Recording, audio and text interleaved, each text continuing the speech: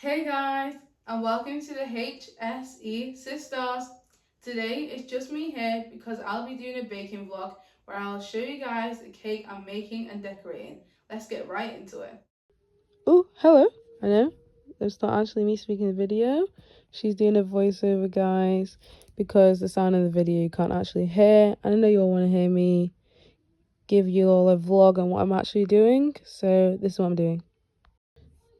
So to give you all a bit of context, I've been asked to make a full layered 6-inch cake for a family friend who's just recently turned 60. So as you guys can see me here doing, I'm just adding baking butter to the bowl, which was around 700 grams, I think. But I'll leave a recipe down in the description below for anyone who wants to try out this recipe.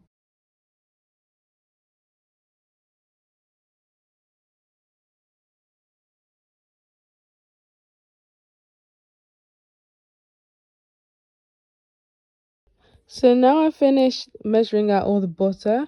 I'm just adding it to the bowl and putting it on a low heat just so it's light and fluffy when I add the rest of the ingredients.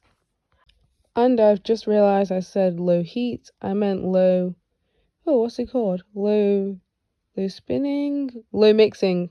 A low mixing speed. Yeah, that's what it's called. Okay, so at this point, I'm now measuring out the sugar to add to the batter. Now, obviously sugar's not good for you, as everyone knows, I'm not going to go into the science of it.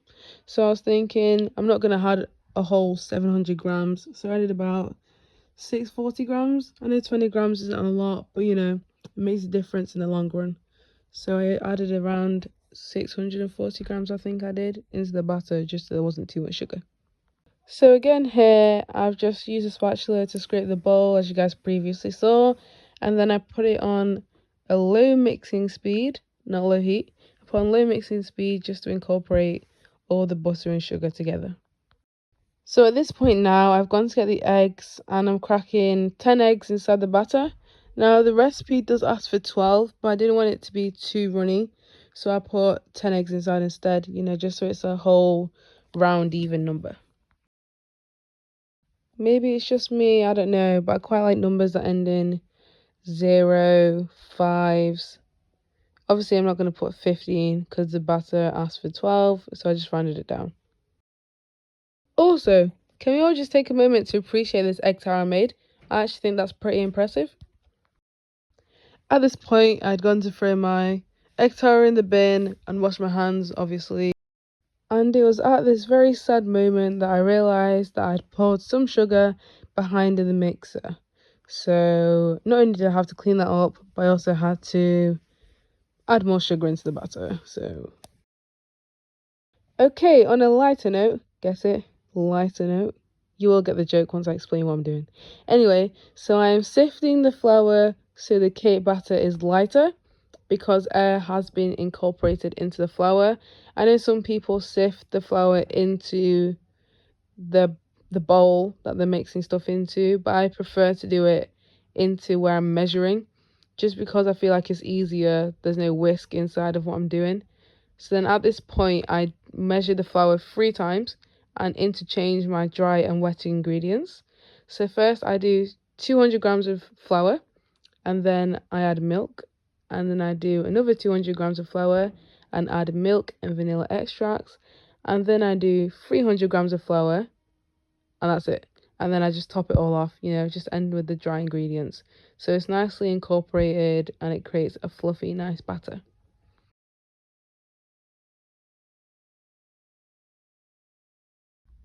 Obviously making sure to scrape the size of the bowl and the size of the measuring bowl that I'm using, just so all the batter's incorporated. I know I didn't say I was doing it, but you guys could see that. And you can also hear Sarah Elizabeth singing in the background as well, which isn't ideal, but they don't be quiet. At this point, I've added in my last round of flour, and I'm putting it on like a medium speed just to mix it all up. And for some reason, I'm just staring at the mixer like that. I don't know why. And obviously, we need to be hygienic, we need to be clean. And while I was doing that, I realised that I didn't put baking powder in, so I just put that in to make sure my cake rised. And again, I go back to cleaning before my mum comes downstairs and tells me that I left the kitchen in a mess. So here I'm just scraping the sides of the bowl to make sure the batter is properly fully mixed and I get a nice fluffy cake batter, cake mix that'll create some nice beautiful cakes. Okay, so here she's getting out the 4 cake pans that I will wash and dry so then I can put the cake batter inside once it's fully mixed. So at this point I had washed all the cake pans and I was just drying them so I didn't have water inside my cake mix. And I turned on the oven so I could preheat it while I put all the cake batter inside the pans. Here I'm going to give you guys a little bit of a hack on how to line your baking sheets. So what I do is I get some parchment paper and put it over the 2 baking pans. I cut it and then fold it in half, then fold it into like a triangle. So then when you cut it, you're left with a circle. I know that doesn't really make sense with my explanation. Also, at this point, I realised that the baking sheet is actually already pre-cut for you. I didn't know that because that's the first sheet of that roll I've used. But anyway, when you have the snowflakes things you make for Christmas, how you fold them into little triangles, and then you cut out your snowflake design and open it up, and then you have an amazing snowflake. That's the kind of thing I do when I'm lining up my baking pans, because it makes like a symmetrical circle for both of the pans that I've used. So here I'm actually going by eye to try and evenly separate the batter into 4 pans.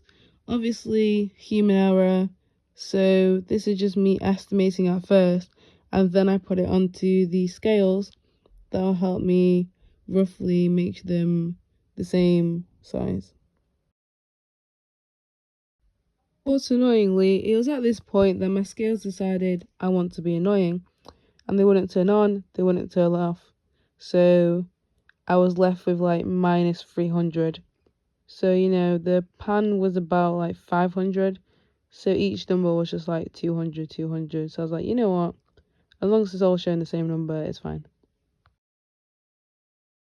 So when I had one pan that had more than the other, I just take some from the larger pan and put it in the smaller, just so they're both averagely the same size.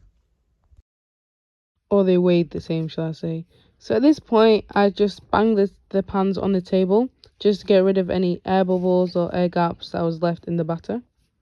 Then I put on my oven gloves and put all the cake pans inside the oven to let them bake. Thanks for watching. See you next time. Bye. Ta-da!